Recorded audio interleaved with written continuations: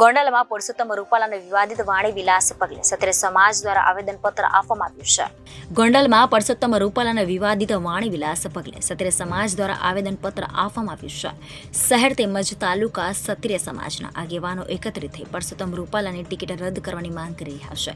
ક્ષત્રિય સમાજ દ્વારા મામલતદારને આવેદનપત્ર આપવામાં આવ્યું છે. રાજકોટ લોકસભા બેઠક ભાજપના ઉમેદવાર પુરુષોત્તમ રૂપાલાએ ક્ષત્રિય સમાજ વિશે કરેલા અભદ્ર ટિપ્પણી સામે વિરોધ નોંધાવ્યો હતો. ક્ષત્રિય સમાજ આગેવાનો, વડીલો, યુવાનો હાજર રહી અને મામલતદારને રજૂઆત કરી હતી. પુરુષોત્તમ રૂપાલાના વાણી વિલાસ સામે ક્ષત્રિય સમાજમાં આક્રોશ જોવા મળી રહ્યો છે. પુરુષોત્તમ રૂપાલાની તાત્કાલિક ટિકિટ રદ કરવામાં આવે તેવી ઉગ્ર માંગ ઉઠી છે. આજે ક્ષત્રિય સમાજ દ્વારા આવેદનપત્ર આપવામાં આવ્યું છે.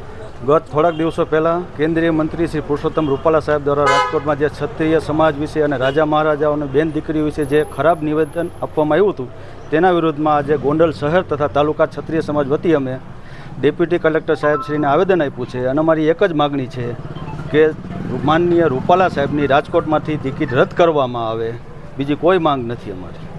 આપની માંગ સંતોષાશે નહીં તો રણનીતિ પ્રમાણે અમે આગળ વધશું.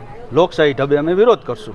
શું આગળના કાર્યક્રમો શું એ આગળ જતા હવે મોવડી મંડળ અને અમારા આગેવાનો જે પ્રમાણે નક્કી કરશે એ પ્રમાણે અમે આગળ વધશું. Bureau report Janadesh news Rajkot.